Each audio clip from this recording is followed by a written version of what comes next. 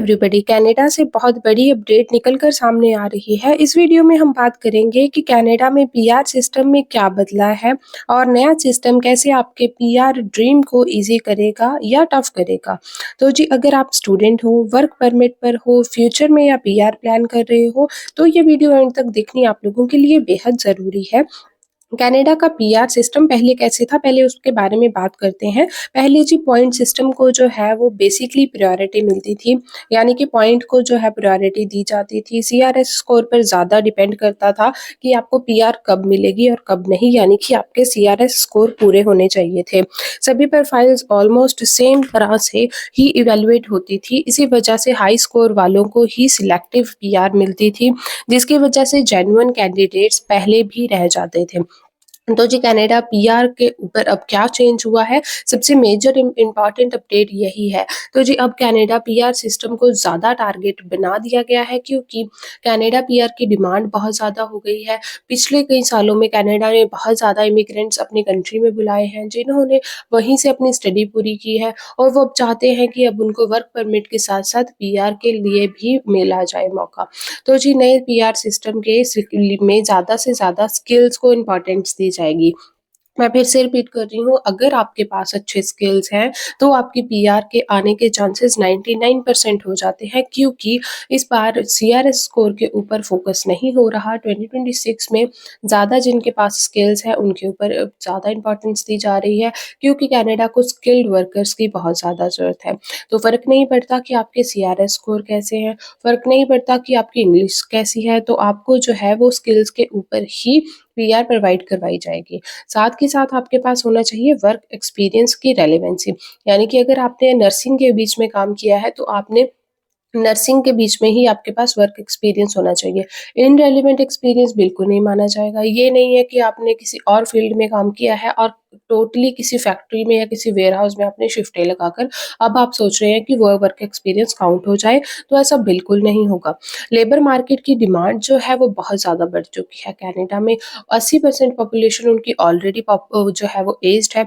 अब उनको चाहिए नए इमिग्रेंट्स के लिए जो है वो नई चीज़ें चाहिए, यानी कि न्यू हाउस बिल्ड करने हैं उनको, और बहुत सारा ऐसा काम है जो कि सिर्फ लेबर मार्केट कर सकती है, तो वहाँ पे लेबर्स की बहुत ज़्यादा ज़रूरत है।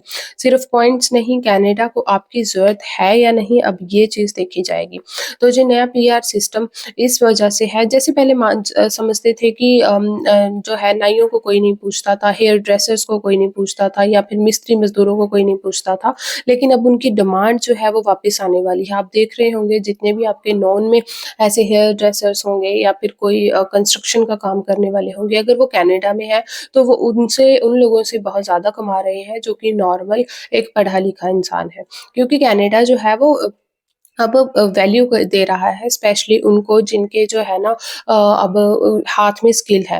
तो नया पीआर सिस्टम के अकॉर्डिंग डॉक्यूमेंट सिर्फ फॉर्मेलिटी नहीं करते, वेरिफिकेशन लेवल का हाई हो चुका है। यानी कि अगर आप सोचें कि अगर आप फेक डॉक्यूमेंट्स के ज़रिए एंटर हो सकते हैं या फेक डॉक्यूमेंट्स के ज़रिए अपनी पीआर ले सकते हैं, तो ऐसा बिल्कुल भी नहीं है।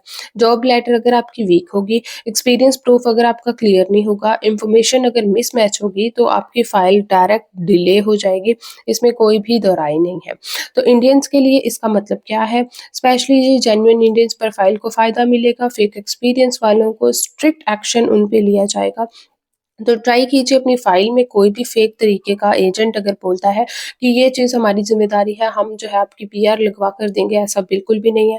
क्योंकि कल को अगर पीआर फ़ाइल रिजेक्ट होती है, तो वो सिर्फ़ आपकी होगी, एजेंट का कुछ भी नहीं बिगड़ेगा।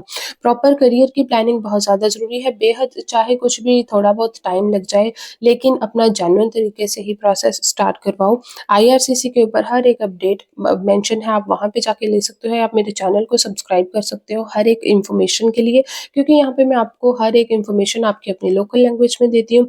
अच्छी बात ये है कि अगर आप जेन्युइन हो, तो चांस आपका बेटर हो गया है। तो स्टूडेंट्स के लिए और वर्क परमिट होल्डर्स के लिए कनेडियन एक्सपीरियंस वैल्यू बढ़ा रहा है।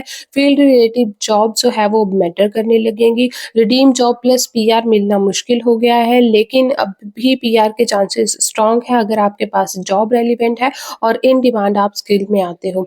तो 2026 के लिए आप अपनी पीआर सिर्फ जेन्युइन बेस्ड तरीके से ही ले सकते हो, अदरवाइज आपको जो है किसी भी तरीके का ट्राई करने की कोई ज़रूरत नहीं है। तो जी अगर आप भी चाहते हो कनाडा की पीआर लेना, आप मेरे चैनल को मस्ट सब्सक्राइब कर लीजिए, क्योंकि यहाँ पे मैं आपको ऑल सभी टिप्स एंड ट्रिक्स शेयर करती हूँ कि कैसे आप लोग जेन्युइन तरीके से जो है वो पीआर ले सकते हो। Thank you so much for watching this video. जो भी मेरे पेज पे पहली दफ़ा आए हैं प्लीज़ चैनल को सब्सक्राइब कर दीजिए। इंस्टाग्राम का लिंक मैंने डीएम में डाला हुआ है अपनी बायो में, वहाँ पे जाके आप मुझे फॉलो या फिर मैसेज कर सकते हैं, जो भी आपका कोई क्वेश्चन हो। Thank you for watching.